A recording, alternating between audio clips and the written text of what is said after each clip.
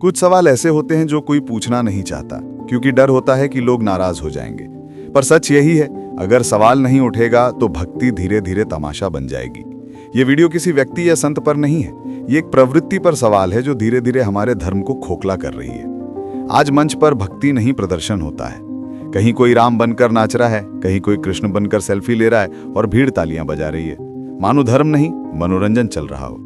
और जब ये सब होता है, मंच के उस पार बैठे संत मौन रहते हैं। ये मौन क्या सहमति है? हम जानते हैं संतों के प्रति पूरे देश में श्रद्धा है, हमारा भी है, अटूट है। पर उनके मंच पर जो कुछ दिखता है वो अब भक्ति की सीमा पार कर चुका है। कोई जादू दिखा रहा है, कोई अभिनय कर रहा है। और जब संत मौन रहते हैं तो भक्त समझता है कि ये सब ठीक है। धर्म जब मंच पर अभिनय बन जाए तो संत की चुप्पी ही उसका सबसे बड़ा अप्लॉज बन जाती है।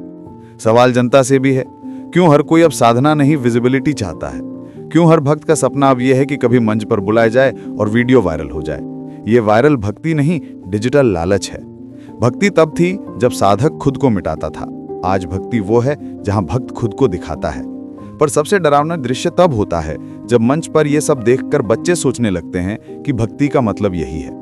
अगली पीढ़ी नकल करती है और धीरे धीरे श्रद्धा प्रदर्शन में बदल जाती है। और अब लौटते हैं असली प्रश्न पर, संतों की भूमिका क्या है? गुरु का कार्य है अंधकार को दूर करना, मंच की रोशनी में बैठकर अंधा दिखावा देखना नहीं। गुरु मौन रह सकते हैं, पर जब उनका मौन गलत को वैध बना दे तो वो भी एक प्रकार का अपराध है। संत की एक आवाज लाखों भक्तों की दिशा बदल सकती है, फिर ये मौन क्यों? और इसी बीच हिमालय, जंगलों और शमशानों में एक और वर्ग है, शैव साधक, जो इस दिखावे से बहुत दूर हैं। वे ना कैमरा जानते हैं, ना अपलॉज।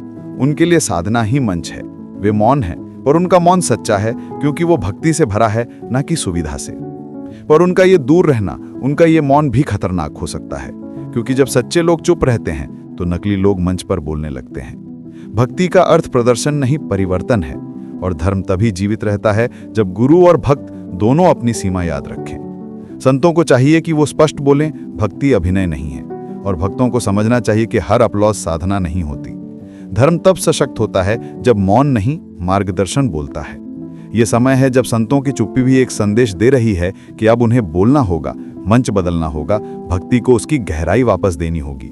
और शैव साधकों को भी ये समझना होगा कि केवल जंगल में मौन रहना काफी नहीं, कभी कभी पर्वत से आवाज भी उतरनी चाहिए। क्योंकि धर्म को आज मार्गदर्शन चाहिए, मनोरंजन नहीं। हमारा उद्देश्य किसी को गिराना नहीं, केवल ये दिखाना है कि जब भक्ति तमाशा बन जाती है तो संत और साधक दोनों की परीक्षा शुरू हो जाती है। अगर आप मानते हैं कि धर्म का स्वर फिर से गूंजना चाहिए तो कमेंट में केवल एक शब्द लिखो, जागरण। और याद रखो, भक्ति वही है जो हमें भीतर बदल दे, ना कि मंच पर